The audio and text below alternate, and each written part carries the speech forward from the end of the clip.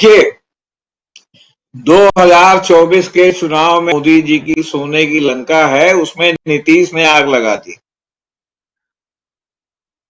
अभी 2 साल में आग कितनी फैलेगी, और उस पर जो राहुल गांधी ने तड़का मार दिया है भारत जोड़ो यात्रा का, और उसमें इतनी भीड़ हो रही है।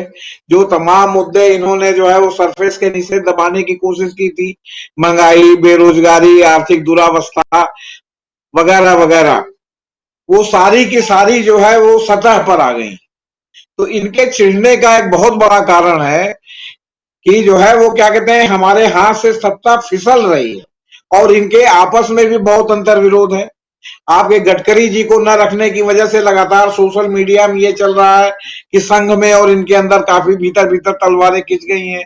उत्तर प्रदेश से सुनील बंसल को हटाए जाने से भी इस बात की पुष्टि हुई है कि जो है वो जो इनसे मिला हुआ है संघ जो है उसको पसंद नहीं कर रहा है, इसलिए उनको हटा के एक अनजाने से व्यक्ति को ला करके संघ ने उत्तर प्रदेश में सुनील बंसल की जगह बैठा दिया गया है, जबकि वो एक समय de facto chief minister Sunil Bansal को कहा जा रहा था।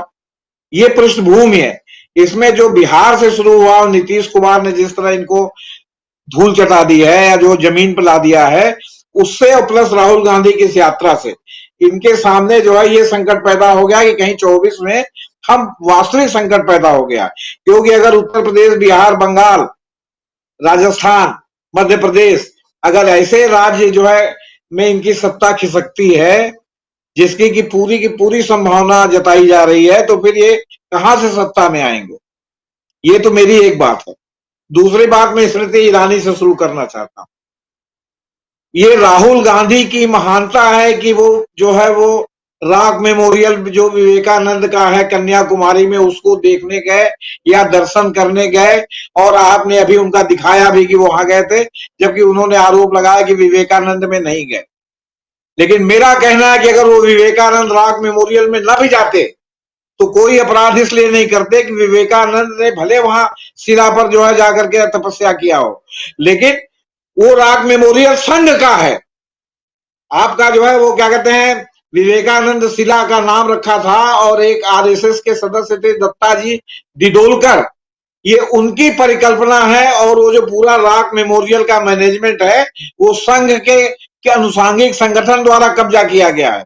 और बहुत जमाने पहले एक जीवन व्रती पति पत्नी या मतलब मेल या फीमेल की न्यू रिक्रूटमेंट हो रहा था, जिनके बारे में था कि वो जो है उनका पूरा खर्चा वो विवेकानंद रॉक मेमोरियल उठाएगा। वो सब संघ के लोग हैं, उसमें एक आदमी भी संघ के बाहर नहीं है। तो अगर वो संघ के किसी भी कार्यक्रम में भले विवेकानंद, हाँ, अगर वो बंगाल से शुरू करते और दक्षिणेश्वर काली मंदिर में जाकर के विवेकानंद और जो है उनके गुरु को जो है श्रद्धांजलि न अर्पित करते, तो ये जो है वो हो सकता था, गलत बात हो सकती थी। लेकिन वो संघ का जो है वो रॉक मेमोरियल है। और तो और मैं गया हूं वहां, इन्होंने एक शीशे के अंदर पदचिन्ह टाइप का रखा है, कहा कि हाँ ईश्वर आए। अब आप समझिए, ईश्वर का पदचिन्ह देखना हो आरएसएस मार्ग का, तो आप रॉक मेमोरियल में जाकर के जो है कन्याकुमारी में देख सकते हैं। तो ये नंबर एक बात हो गई। नंबर दो बात हो गई कि राजनीति और धर्म दो अलग अलग चीजें हैं।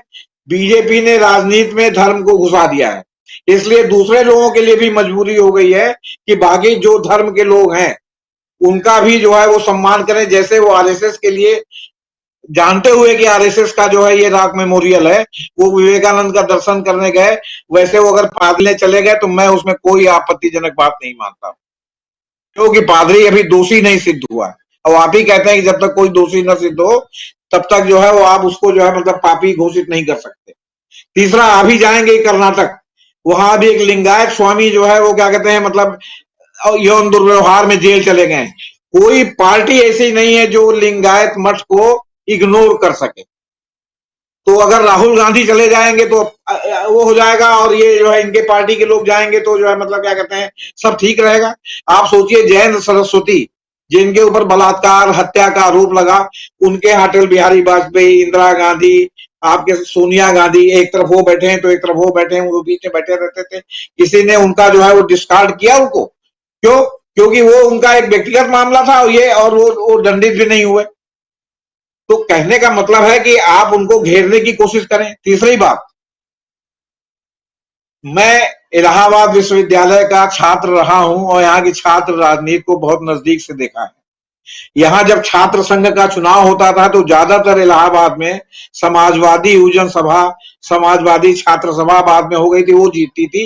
विद्यार्थी परिषद या विद्यार्थी मोर्चा आमतौर पर हार जाता था। अगर उनके 50 प्रेसिडेंट हुए होंगे तो इनके 3-4 प्रेसिडेंट हुए। उसमें जो भाषण चलता था इलाहाबाद में, भाषण पर चुनाव होता था, पंपलेट पर चुनाव नहीं होता था। उसमें पूछते थे सब समाजवादी वाले कि भाई आप लोग तो बड़े धर्मनिष्ठ व्यक्ति हैं, तो धोती और कुर्ता पहनने के बजाय हाफ पैंट कहां से आ गया? और आप विश्वास मानिए कि हाफ पैंट का ये जवाब नहीं दे पाते थे। और हाफ पैंट जो कहा जाता था वो कहीं ना कहीं एक इशारा विशेष करके ये कहते थे। और ये भी कहते थे कि शिव जी तो हाफ पैंट नहीं पहनते, राम जी तो हाफ पैंट नहीं पहनते, विष्णु जी तो हाफ पैंट नहीं पहनते, आप हाफ पैंट क्यों पहनते? तो इन्होंने उस हाफ पैंट को जो है निकाल के फुल पैंट किया।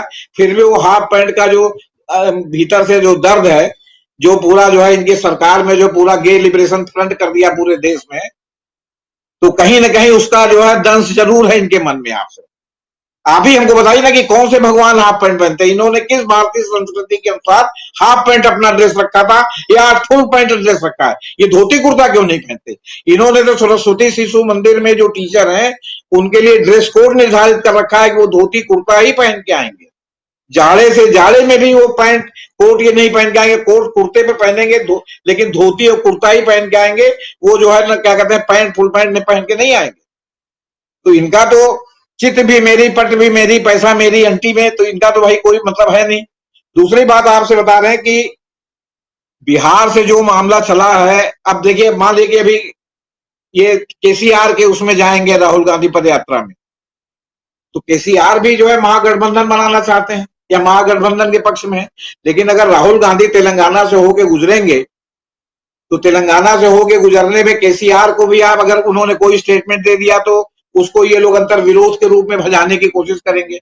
अरे ये महागठबंधन की जो है भारत जोड़ो यात्रा नहीं है, ये कांग्रेस की भारत जोड़ो यात्रा है, राहुल गांधी की भारत जोड़ो यात्रा है। इसमें उनके महागठबंधन में कल कौन शामिल होगा ये जो है इमेटीरियल है। इसलिए सीपीएम ने वहां क्या कहा, केसीआर वहां क्या कहेंगे, कर्नाटक में जो सरकार में है वो क्या कहेंगे, आपके महाराष्ट्र में अगर गुजरेगी तो वहां की सरकार में जो लोग हैं वो क्या कहेंगे, ये वो अपने हितों के अनुसार कहेंगे। ये महागठबंधन की यात्रा नहीं है, ये कांग्रेस की यात्रा है। इसलिए उसमें जिसके राज्य से गुजरेंगे अगर उसको कुछ नागवार गुजरेगा या लगेगा कि उसकी जमीन प्रभावित हो रही तो कुछ ना कुछ कहेगा। तो इसलिए ये बिल्कुल इमेटीरियल बात है। इसमें सीताराम येचुरी या पिनियारी विजयन के अंतर की बात ही नहीं है। क्यों? क्योंकि ये दोनों जगह का ये मामला ही बिल्कुल अलग है। महागठबंधन का होता तब अगर जो है सीपीएम ने कुछ कहा होता तब ये बात मायने रखती। जी बिल्कुल, लेकिन आपने ये हाफ पैंट बनाम फुल पैंट